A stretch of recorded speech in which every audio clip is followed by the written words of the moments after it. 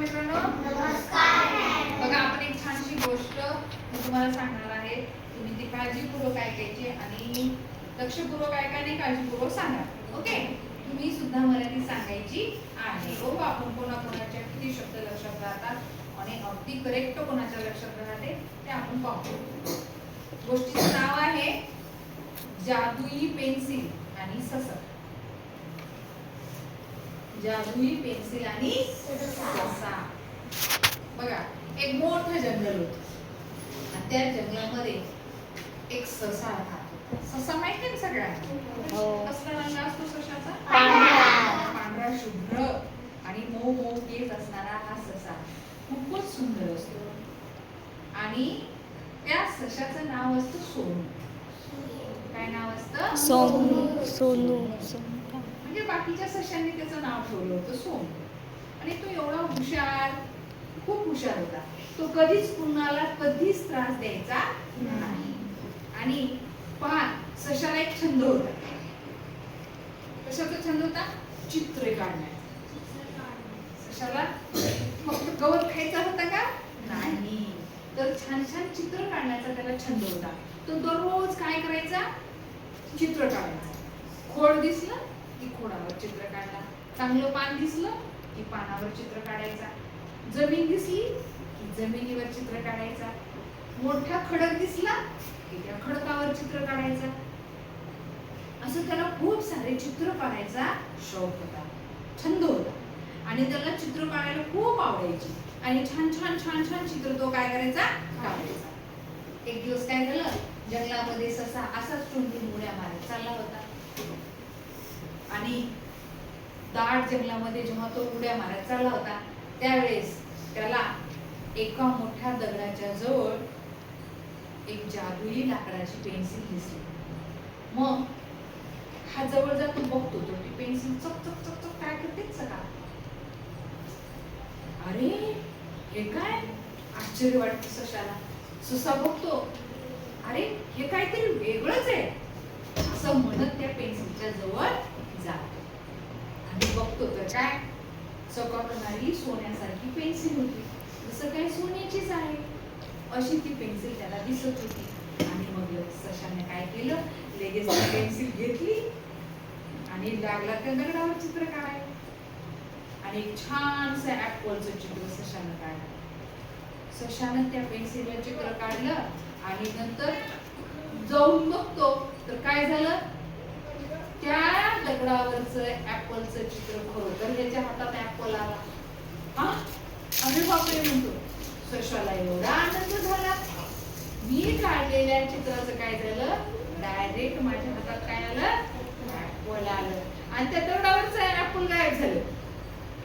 दगडावरचं चित्र गायब झालं आणि त्या चित्रातून खरोखरचा ऍपल याच्या हातामध्ये आला. सशाला खूप आनंद झाला. मग सशाला नवलही वाटलं. अरे हे कसं काय म्हणतो, अरे हे कसं काय.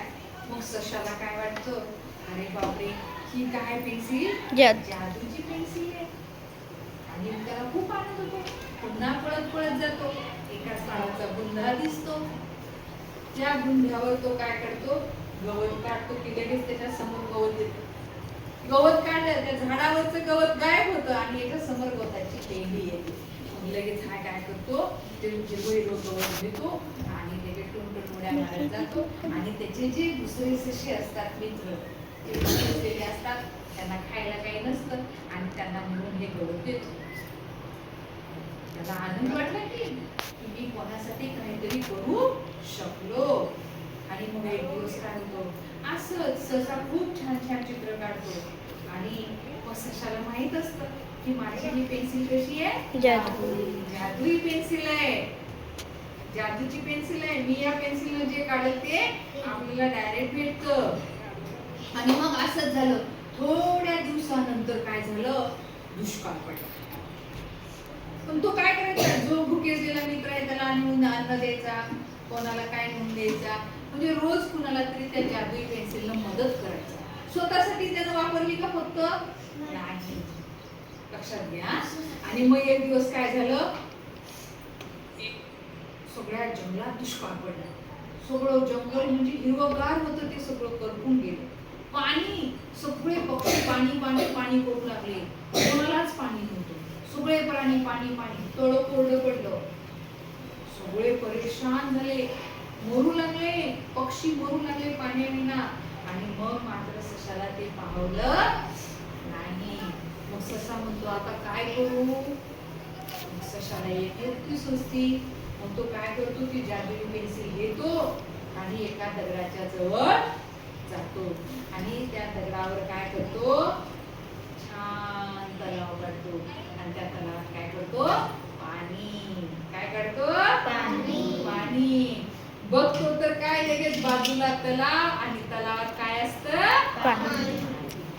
अरे अचानक तलाव दिसला, पाणी. सगळे पक्षी सगळे प्राणी त्या तलावावर पाणी प्यायला येतात. सगळ्यांना खूप आनंद झाला. मग सगळेजण पाहतात ससा काय करायला. ससा काय करून राहिला होता, चित्र काढत होता तलावाचा आणि इकडे तलाव हजर. आणि मग सगळ्यांना खूप आनंद झाला. सगळ्यांनी काय केलं, सशाला डोक्यावर बसवलं आणि मस्त नाचत आनंद व्यक्त केला. आणि सगळ्यांनी त्या सशाचे धन्यवाद मानले. मग हा झाला पाण्याचा प्रश्न. दुसरं खायला काहीच नाही. सगळे पक्षी मरू लागले, खायला काही नव्हतं पक्ष्यांना. फळं नव्हती, जंगल नव्हतं आणि जंगलातल्या प्राण्यांना चारा नव्हता. सगळं कोरडं पडलेलं, वाळून गेलेलं गवत. मग ससा लगेच काय करतो, जादुई पेन्सिल घेतो आणि पुन्हा जमिनीवर काय करतो, चारा काढतो. काय करतो, चारा. हिरवागार चारा दिसतो. जमिनीवरचा चारा गायब होऊन हिरवागार चारा उपलब्ध होतो. सगळे प्राणी त्या चारा खायला तुटून पडतात. मग लगेच पेन्सिल घेतो आणि पुन्हा दुसऱ्या दगडाजवळ जातो. तिथं काय काढतो, फळं काढतो. सगळे अशी वेगवेगळी झाडं आणि त्या झाडाला फळं काढतो. मग काय, सगळ्या झाडाला काय लागतात, वेगवेगळी फळं लागतात. मग सगळे पक्षी फळं खातात, सगळे प्राणी चारा खातात आणि सगळे प्राणी त्या तलावातलं पाणी पितात. आणि मग सशाला पुन्हा युक्ती सुचते, अरे आपलं आता हे जंगल काय करू, हिरवगार करू. आणि मग लगेच ससा पेन्सिल घेतो आणि एका दगडावर मस्त काय काढतो, जंगल काढतो. आणि जंगल कसं काढतो, हिरवगार. आणि लगेच एका क्षणात काय होतं, सगळं जंगल कसं दिसतं, हिरवगार जंगल दिसतो. मग सगळ्या प्राण्यांना खूप करमतं, खूप खूप आनंद होतो. सगळे प्राणी आनंदानं मस्त काय करतात, उड्या मारतात, नाचतात, गातात. अरे वा सशे भाऊ, तुम्ही तर लई कमाल केली. आणि तुमच्यामुळे काय झालं, आमचा जीव वाचला. तुमच्यामुळे आम्हाला फळं खायला भेटले आणि चारा खायला भेटला, पाणी प्यायला भेटलं. सशे भाऊ धन्यवाद. तुमचे उपकार आम्ही मरेपर्यंत विसरणार नाही. असं करून त्या सशाला डोक्यावर घेऊन नाचतात. म्हणजे खऱ्या अर्थानं या गोष्टीतून आपण काय शिकलो, सशाकडून काय शिकलो आपण,